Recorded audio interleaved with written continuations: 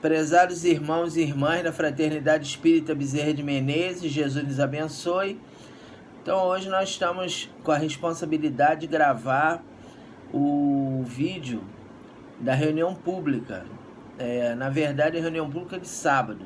Mas como nós ainda estamos nos adequando a essa nova realidade virtual, nós estamos gravando para colocar na terça-feira. Mas é o capítulo 8 do livro Trigo de Deus, da nossa irmã Amélia Rodrigues.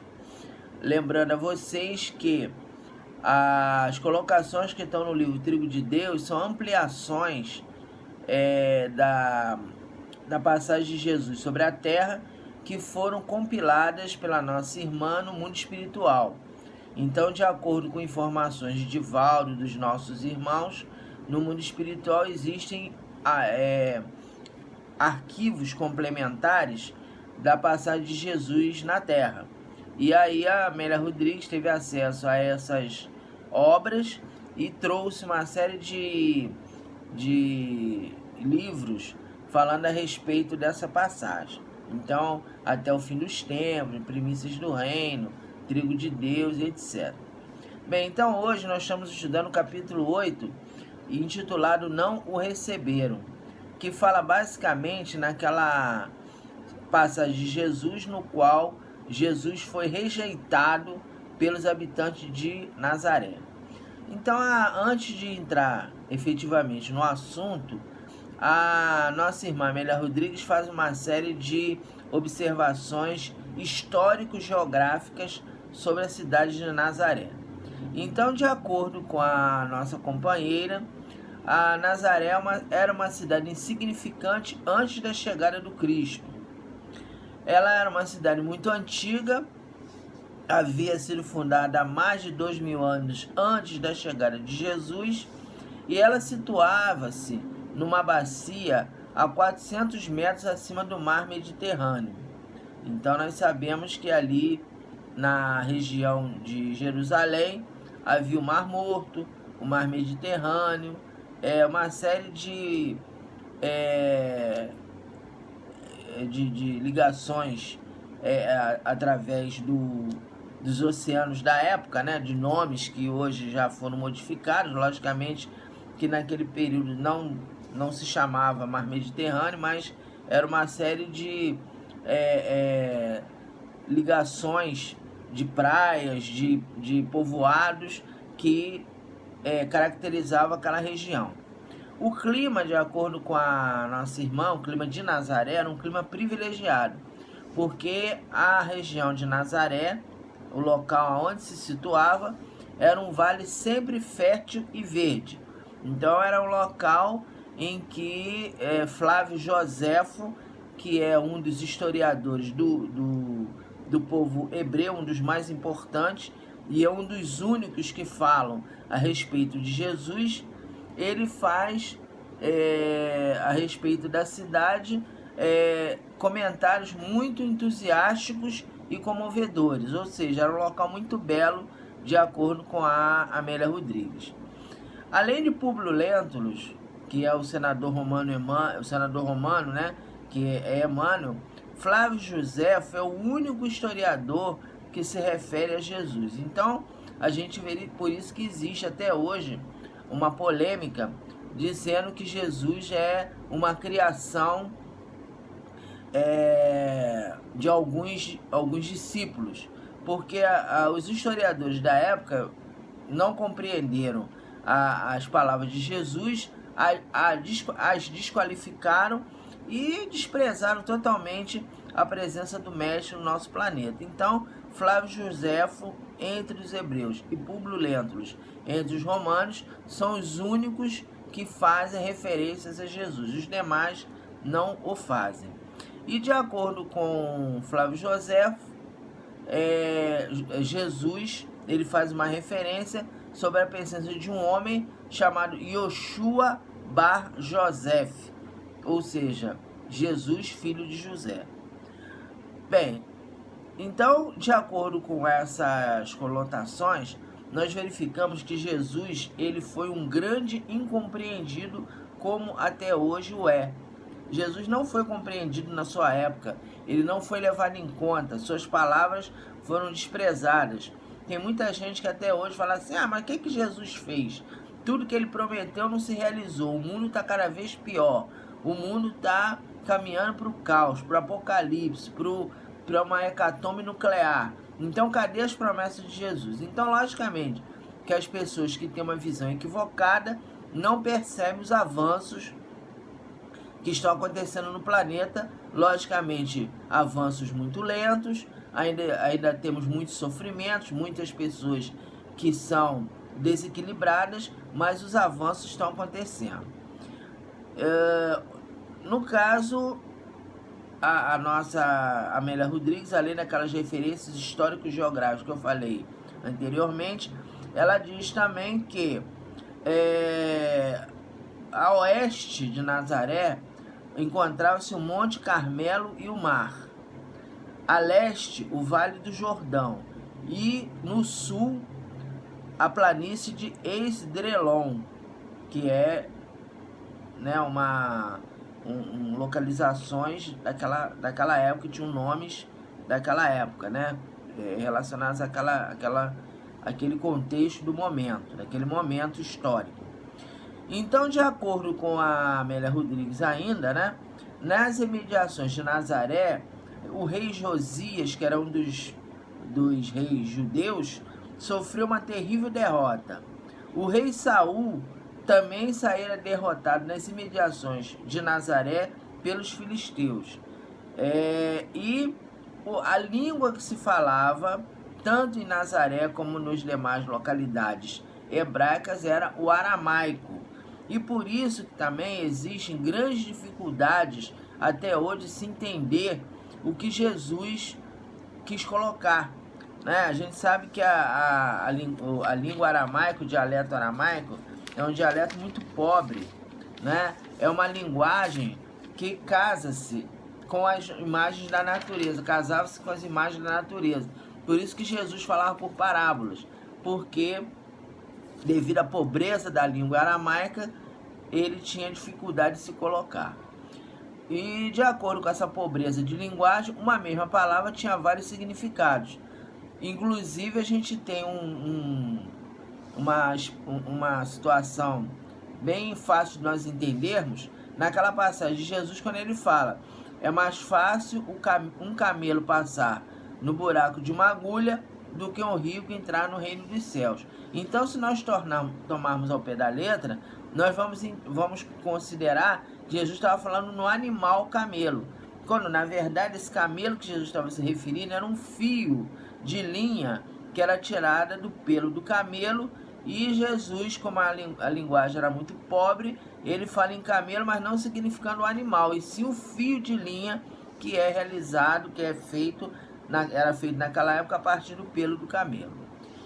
Bom, então, feitas essas considerações histórico-geográficas, aí a Amélia Rodrigues relata que em Nazaré chegaram notícias dos feitos de Jesus, principalmente as curas ocorridas em Cafarnaum.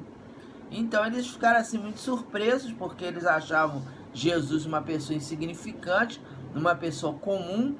E um dia, num sábado, Jesus estava ali passando por Nazaré, ele foi à sinagoga. E ao ir à sinagoga, a Amélia Rodrigues aponta que entre as pessoas que estavam na sinagoga haviam dois sentimentos contraditórios.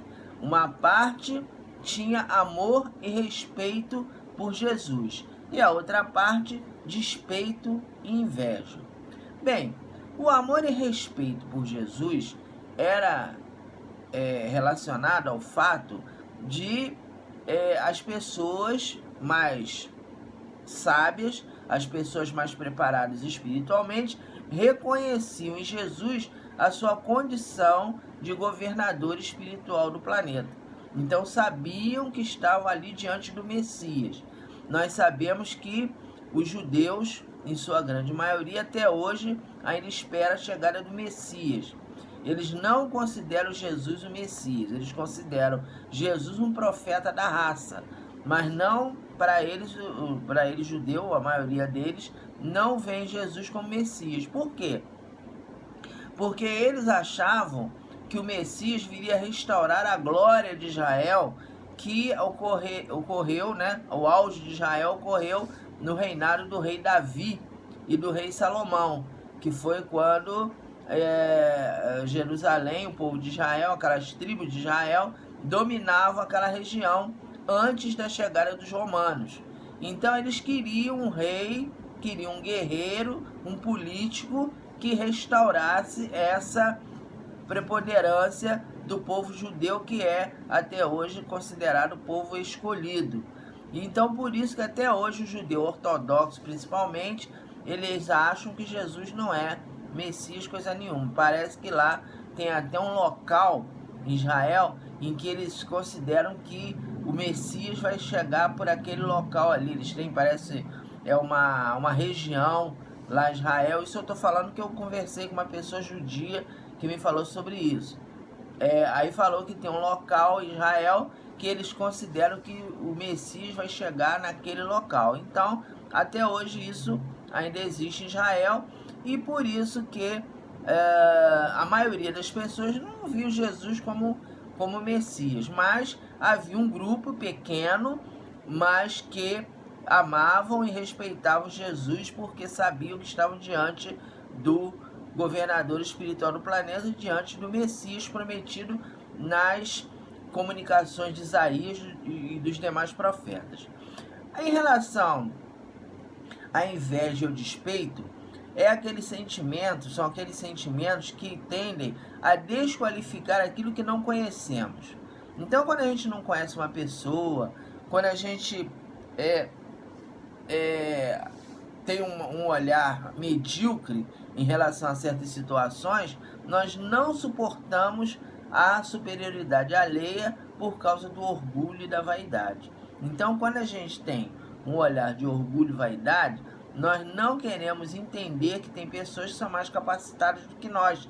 Nós não admitimos as derrotas, não admitimos a superioridade das outras pessoas, a superioridade moral, né? E, logicamente, que essa superioridade não quer dizer que o indivíduo que é melhor, ele vai humilhar aquele que é mais ignorante ou menos preparado, mas ele vai se colocar numa condição de autoridade moral.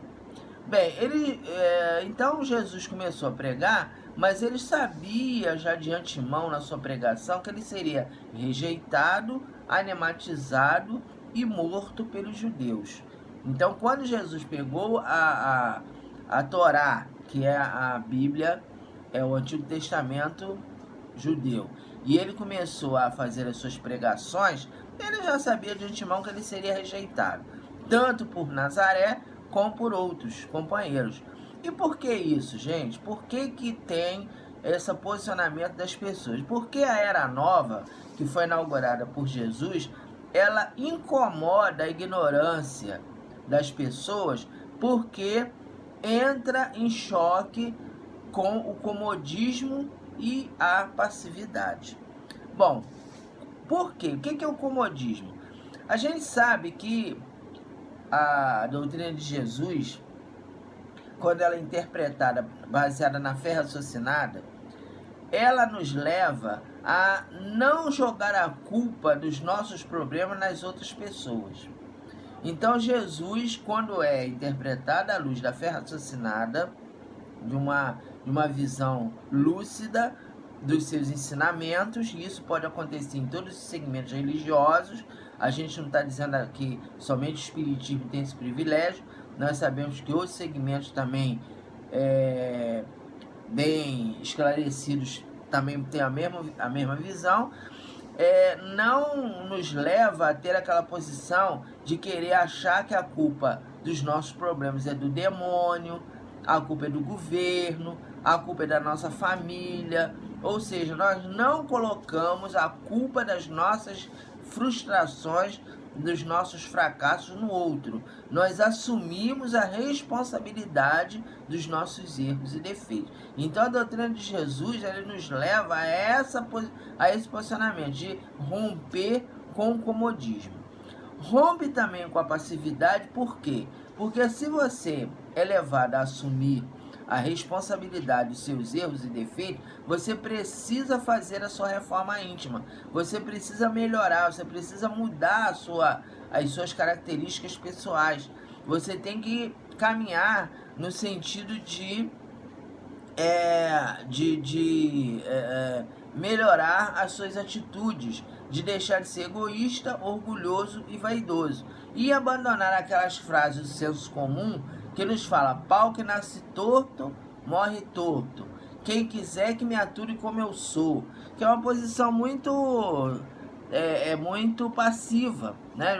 Eu sou assim mesmo e eu não vou mudar mesmo nessa encarnação, então quem quiser que me ature como eu sou e não quero saber, né? E não vou melhorar em nada, não quero mudar e tal. Então é aquela pessoa que assume aquela posição passiva diante da vida, fica aí quando surge as decepções, joga a culpa no outro. Eu sou assim porque a minha família não me compreende, meu pai é chato, minha mãe é insuportável, meus irmãos são invejosos, enfim. Sempre a culpa é do outro, nunca a culpa é da pessoa. Então é culpa do demônio, é culpa dos obsessores. Então, a doutrina de Jesus, a sua proposta, encarada sobre a fé raciocinada, encarada sobre uma visão lúcida, né? Porque a gente sabe que tem muitos companheiros de alguns segmentos religiosos que distorcem aquilo que Jesus coloca, né? Então, o espiritismo e outros segmentos mais lúcidos não tem esse olhar, mas a gente sabe que o comodismo e a passividade são situações que levam o indivíduo a se acomodar. Não, vou na igreja, dou o dízimo, rezo assisto a missa, tomo a hóstia, tá bom, acabou, tá bom, não preciso fazer reforma íntima, pra quê? Então essa é uma posição muito passiva, muito cômoda. E também outra coisa é o seguinte, né? É o rompimento de Jesus com a insensatez e a ignorância. Por quê? Porque já naquela época de Jesus pululavam entre os judeus e os falsos profetas e os pseudo-sábios, que são aquelas pessoas que optam por aqueles caminhos da porta larga, aquele caminho da hierarquia religiosa. Então, naquela época de Jesus, havia os fariseus, que eram o grupo dominante na época, e eles achavam que eles tinham privilégios, eles poderiam ser considerados superiores aos demais e que poderiam cobrar o dízimo, que naquela época já era cobrado, e pegar para eles, né? Pegava o dízimo, 10. Então, naquela época, de acordo com uma colocação de Moisés no Antigo Testamento, 10% da produção de cada pessoa tinha que ir para o templo. E aí os fariseus, os escribas, aquelas classes dominantes de Israel, vou pegar para mim, não é? E aí vivia ali cheio do dinheiro, com várias oferendas também feitas de forma monetária, feitas de forma de animais, né? De joias, de tapetes, peças, enfim, todas aquelas riquezas que o templo acumulava ficava para eles. Por quê? Porque eles se achavam os melhores, superiores e optavam pelo caminho da insensatez e da ignorância.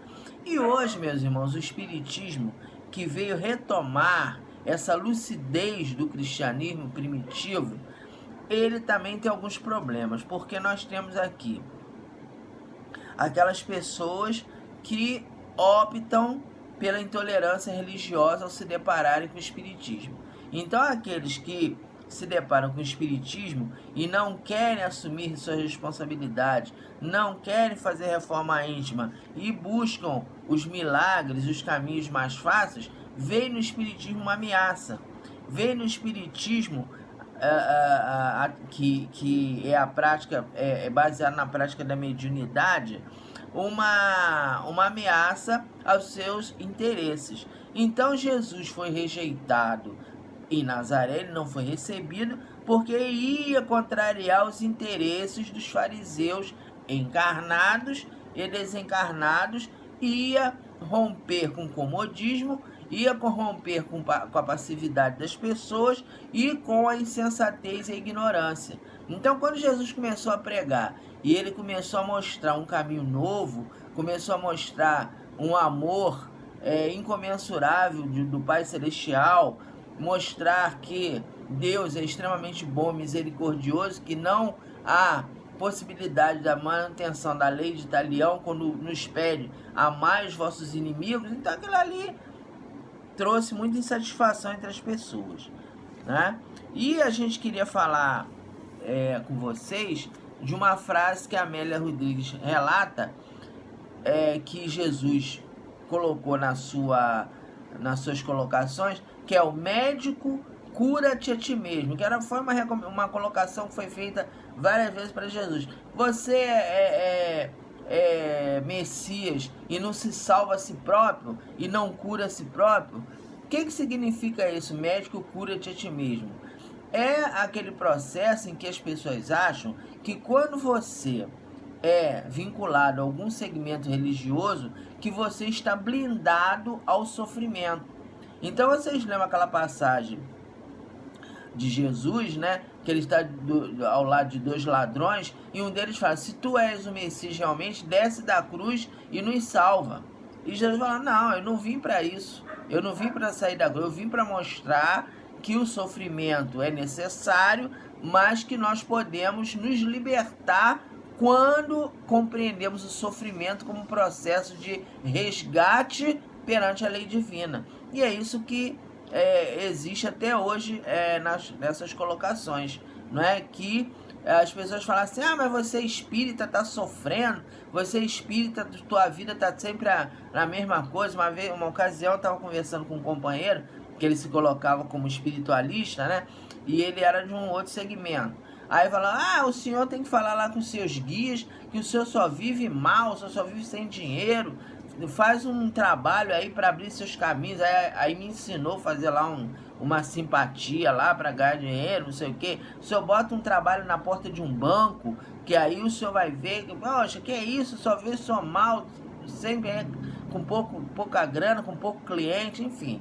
Né? No caso, na época eu ainda trabalhava como odontólogo, né? E a gente tava naquele momento de dificuldade. Ah, o senhor só vive aí nessa furada, o senhor não é espírita, cadê os seus guias? Então, esse médico cura-te a ti mesmo é uma passagem de Jesus que ele fala que não é pelo fato de você estar ligado a uma religião, não é pelo fato de você estar buscando a sua auto-libertação, a sua salvação através da caridade, que você não vai sofrer, que você não vai ter testemunho. Jesus veio nos provar isso, né? Veio nos provar isso. Inclusive, ele fala também sobre Elias e os profetas. Amélia Rodrigues, né? Faz uma referência sobre Elias e os profetas, mostrando que os profetas que vieram antes de Jesus também foram incompreendidos e muitos deles foram mortos. E aí a gente pode fazer uma ligação dos profetas judaicos com a parábola do festim das bodas, quando Jesus nos fala que o rei mandou os servos convidarem as pessoas para as bodas, e eles os recusaram, os mataram, os maltrataram. E aí depois ele foi o rei, né, quer dizer, o Pai Celestial, numa linguagem simbólica, né, convidou a todos, quer dizer, então o povo judeu foi colocado como povo escolhido, mas eles não conseguiram compreender a sua missão, e aí todos foram convidados, todos foram chamados para esse momento. Bem, então, já chegando ao final do nosso comentário, que a gente não quer se estender muito, a gente queria falar um pouco sobre esse farisaísmo visível e invisível que existe até hoje.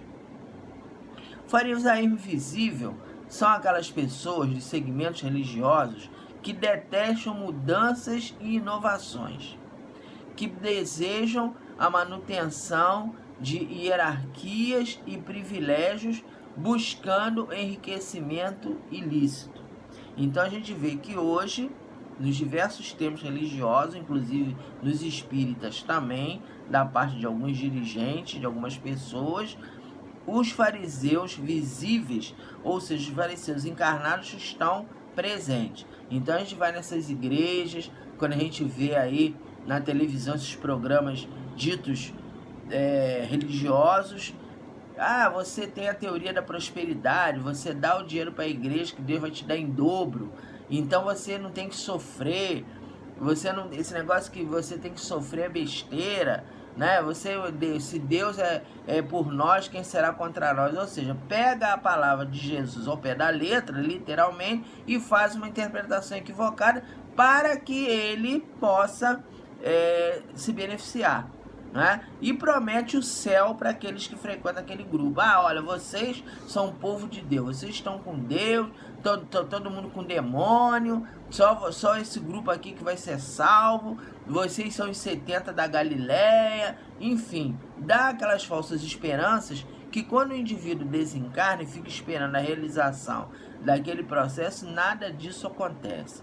A pessoa que desencarna com esse propósito, com essas ideias equivocadas, chega lá no mundo espiritual, vê que a sua posição às vezes é muito ruim e que aquele que ele achou que era o que estava no inferno está muito bem e ele está muito mal. Então, isso é o farisaísmo visível. E esse farisaísmo visível que sempre combateu Cristo e que estava presente em Nazaré quando Jesus terminou a sua pregação e foi rejeitado. As pessoas expulsaram Jesus. Ah, você é o filho de Maria, você é um zero à esquerda, você não é nada, você é um carpinteiro aí, quer se colocar como Messias. Então Jesus sabia por quê? Porque ele estava sendo combatido pelos fariseus visíveis e invisíveis.